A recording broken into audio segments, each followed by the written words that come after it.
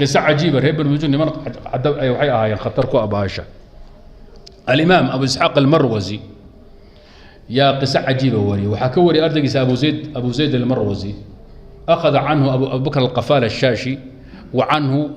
الصيدلاني بسند صحيح قصة الشافعية ورياه أبو إسحاق المروزي وحيجي نين هانتيلا أيا بغداد أندرس كو أهيد وبدنا أن لهين هل ويل بوبد كلها ويل كي دوق أوما إكو نين حافظ الدقن با لقوته ما وإجيا ويلكو وضيقون أدو وايين ويل كاسو كايستا مالك الدنباء أنا والسعودان اسكو صوب حاني ودقي أو السعودة مركاسو يلي يانس وريسن حقا سعودة وحوري السنة كم حان ربا إنا نحجيو ويل كي أنا آنكحيو ومحاد ربطها وحوري ujeedada u weyn xajka aan kale waxa kamida ujeedada weyn waxa kamida inaan nimanka reer bani mudaj aan helo maka lagu kala baxo wiilka loo bandhigo qaa'if hidi sooca ma ana dhalay mise waa lay dhuumiyaan ogaado Abu Isxaaq al-Marwazi waxa yiri wiilkan aad kale leedahay nimankan qaafada waa niman imtixaan dadka way kala saaraan waxaad yeeli wada asturan tahay islaantaadi wiilka iska hayso oradigu xaj wiilkan afraa ka qaad ما يبود وحاجرت إنان مكا استاغو هيبني مدجن أنك لبحنو مساسها فرانك قادم بو حجي ويل كيسي ولا تغي نينك اللي قلت سنه الهي امرك يقول لها حجاج الصعود كجرا رفقاداس كجرا ولا مكا لا تغي ايان انو دورك u baxay buuli wiilki iyo ninka lagu tuunsanaa iyo duqay kale iyo rag fara badan oo jamaacada socotay ah baa la dhax fadhiisiyay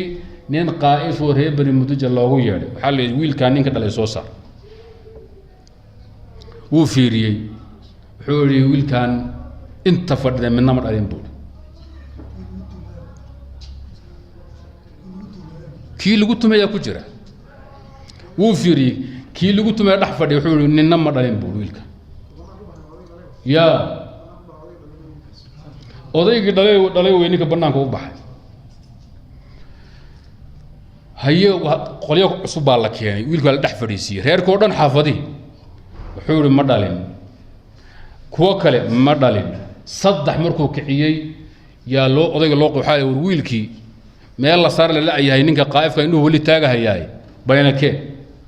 asaga baa hal soo fuulay oo watay soo gaadiidsaday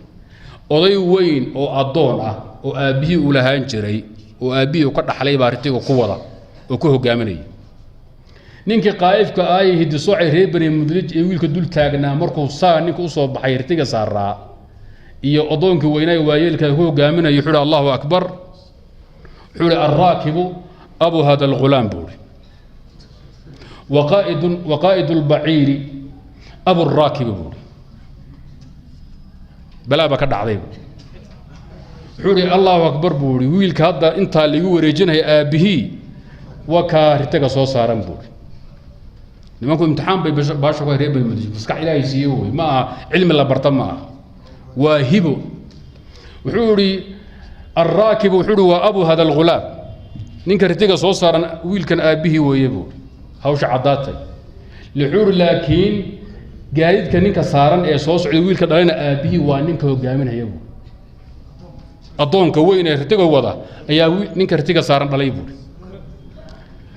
odayga xaajiga ahaa wuxuu intaan suuxay baan dhacay fawaqactu maghshiyan alayhi bala ba ka dhacday sooma muxuu raadinay wiil buu rabay inuu saxadee asagii baa la saxo lagu foofay odaygu markuu miirsaday adagu biyo lagu shubo miirsado kacay xajkiisa dhameystay buu noqday Baghdad buu ku noqday markuu Baghdad ku noqday buu hooyadii dhuunta ku dhuxooyay hada run ii sheegin waa la kala baxaya nin qaa'if hooyada sooca ayaa cadeeyay wiilkan aan dhalay Arab way samartay wiilkan aan dhalay laakiin anigu wuxuu yiri odayga adoonka ay hebelay weynaa anigu aan dhaxlay aabay ka dhaxlay baa ku dhalay warka meel saar buu doqdi wuxuu waxay waxba ay diin run baan ku sheegaya aabaha oday waayeela oo qad balaqa min al-kibar itiyan bu'a waabaan isku dhacnay markaan isku dhacnay buu saddex dalaqad bay ugu furay markuu ii furay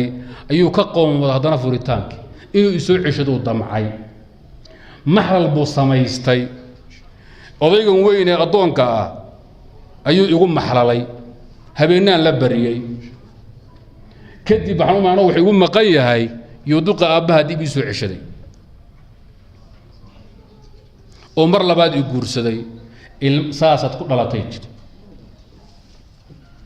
saasaad ku idan muxuu noqday waa wiil maxlal ah maxal ku dhashay duqan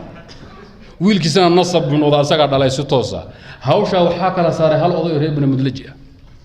waxaad marka fahmi kartaa nimankan qoyskan ma aha sayidina umar qaa'if buu ahaa aad hawsha ugu dheeray